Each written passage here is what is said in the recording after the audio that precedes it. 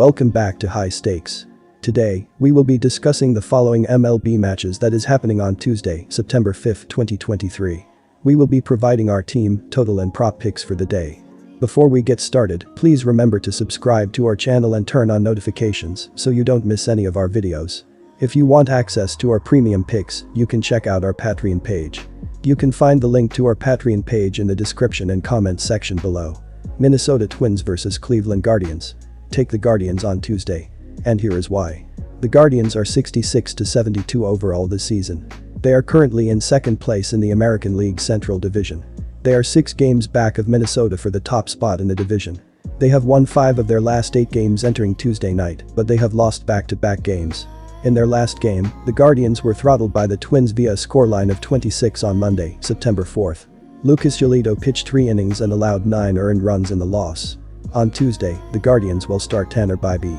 The right-handed pitcher is 10-3 this season with an ERA of 3.03. Bibee has 22 starts this season, and he pitched 5 innings against the Twins in his last outing. He allowed 2 earned runs and 4 hits, and he struck out 8 batters in the no-decision game. Bibee has an ERA of 2.02 during home games this season. He has an ERA of 3.28 during night games this year. In August, he had an ERA of 2.83 in his 6 starts. Bibee does have an ERA of 4.75 in 6 starts against the American League Central Division teams. Cleveland has won 4 of the last 6 starts that Bibee has taken the mound. Cleveland is 13-9 when Bibee starts this season. The Twins beat the brakes off of the Guardians on Monday night as the division leaders extended their lead. I think the reverse is going to happen on Tuesday night. Cleveland should come out motivated, plus they are starting one of their best young pitchers in Bibee. He has an ERA of 2.02 during home games this year, and the Twins have struggled to hit away from home. Minnesota has a batting average of .230 during road games and an average of .203 versus Cleveland. The Twins will struggle after their offensive explosion on Monday, and Cleveland should capitalize. Our total pick is under 8 runs. And here is why. The under is the play in this game as the Twins and Guardians are both starting great pitchers. The Twins will throw Gray, who had an ERA of 2.04 in the month of August. Bibee had an ERA of 2.83 in August, too. The Guardians and the Twins have had some poor offensive displays this year too, and I think it will be another low-scoring game. Minnesota Twins vs Cleveland Guardians. Take the Milwaukee Brewers to win here on the road. And here is why. The Milwaukee Brewers have been struggling throughout the season offensively as they are currently 25th in the sport with a .694 team ops while scoring 4.4 runs per game. They are not doing well at getting hits on a consistent basis as they are 26th with a team .236 batting average thus far. Catcher William Contreras has been hitting well as he has a .821 ops with 15 home runs, 66 RBI, 68 runs scored, and a pair of steals without being caught. The Pittsburgh Pirates also have been trying to improve on the offensive side of things as they are 23rd in MLB with a .701 team ops while averaging 4.21 runs per game up to this point. They have been absolutely dreadful hitting for power as they are tied with the Kansas City Royals with 133 home runs thus far.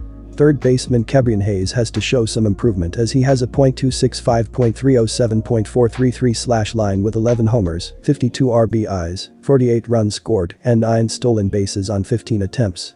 Looking at the home-road splits throughout the season for these pitchers, it shows a major difference. Brandon Woodruff is 1-0 with a 3.42 ERA and a .146 opposing batting average in 4 road games, while Andre Jackson is 0-0 with a 5.40 ERA and a .269 batting average against in 5 games, 1 start this year. These offenses since the All-Star break have shown the ability to score on different levels, as Milwaukee is averaging 4.76 runs in 45 games, while Pittsburgh is scoring 4.21 runs during their 47 games since the Midsummer Classic. Our total pick is that the under to hit in this game as it seems to be the better option here. And here is why. When looking at the last 7 games for both pitchers, Brandon Woodruff is 3-1 with a 2.70 ERA and a 0.83 whip in 40 innings during that span, while Andre Jackson is 1-1 with a 2.92 ERA and a 0.97 whip in 27.2 innings. These offenses have been struggling throughout the previous 5 games offensively, where they will struggle to hit the over, as the Brewers are averaging 5 runs per game, while the Pirates are scoring 3.8 runs per game. Los Angeles Dodgers vs Miami Marlins. Take LA on the money line. And here is why. In Tuesday night MLB action, the Los Angeles Dodgers will invade Lone Pop Park to take on the Miami Marlins. Find all the best MLB picks at Picks and Parlays. The Dodgers, 84-52, are 9 games above .500 on the road and are 5 games behind Atlanta for the best overall record in the National League. On Sunday, SP Bobby Miller allowed 1 run in 7 innings to lead Los Angeles to a 3-1 home victory versus Atlanta. 35-year-old southpaw Clayton Kershaw, 12-4 2.48 ERA, will head to the hill for the Dodgers in this contest. Los Angeles has won Kershaw's previous 6 starts, and he has allowed just 4 runs over his last 30 innings of work. The Miami Marlins are riding a 4-game winning streak and are locked in a 4-way tie for the final NL wildcard spot. On Sunday, All-Star 2B Luis Arias led off the game with a home run and scored the winning run in the top of the 9th inning to lift Miami to a 6-4 road victory against Washington.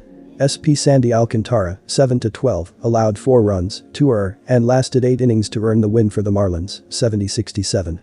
The Marlins will give the nod to talented left-hander Jesus Luzardo, 9.83.62 ERA, in the series opener. Last time out, Luzardo fanned 8 batters across 6 shutout frames during a 3-0 home loss versus Tampa Bay. Los Angeles is currently 84-52 and has a 14.5-game lead in second place in the NL West.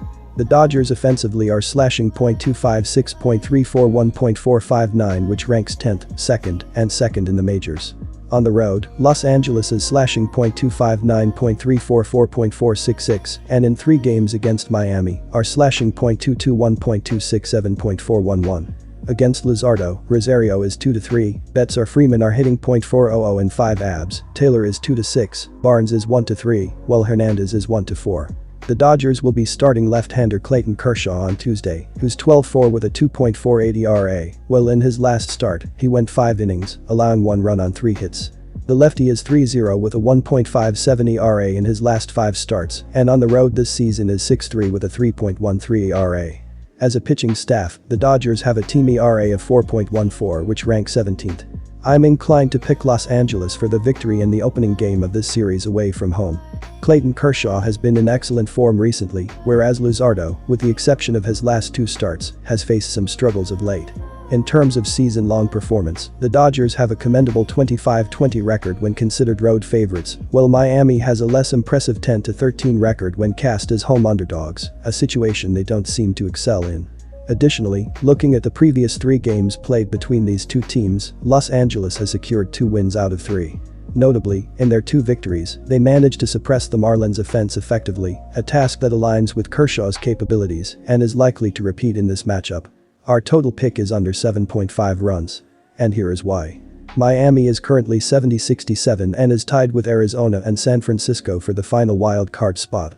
The Marlins will be starting right-hander Jesus Luzardo, who's 9-8 with a 3.62 ERA, while in his last start, he went 6 scoreless innings against the Rays, and before that, pitched 6 scoreless innings against the Padres. In his last 5 starts, the righty is 1-3 with a 5.92 ERA, and at home is 4-4 with a 3.15 ERA this season. Miami has a team ERA of 4.13, which ranks 16th. The Marlins offensively are slashing .260, .315, .402, which ranks 6th, 21st, and 21st in the majors, while at home are slashing .270, .321, .405, and against left-handers slash .287, .332, .425, and in 3 games against the Dodgers slash .218, .282, .446. Against Kershaw, Berger is 1-3, Hampson bats .313 and 16 abs, Soler hits .167 and 6 abs, Bell is 0-5, Birdie is 0-4, Ayres is 0-3, and Gurriel is 0-3. Along with taking the Dodgers on the ML, the under 7.5 runs is a good spot here. Kershaw is hard to hit, while Luzardo has been on as of late, and if he keeps that up, it should be a low-scoring game. As well, Miami's offense has been below league average anyways. Although LA is the best over team in the MLB this season, Miami is an under team, and the Marlins offense should struggle to score runs here. In the 3 games they have played, the under 7.5 runs is 2-1, while the games are averaging 7.3 runs per game.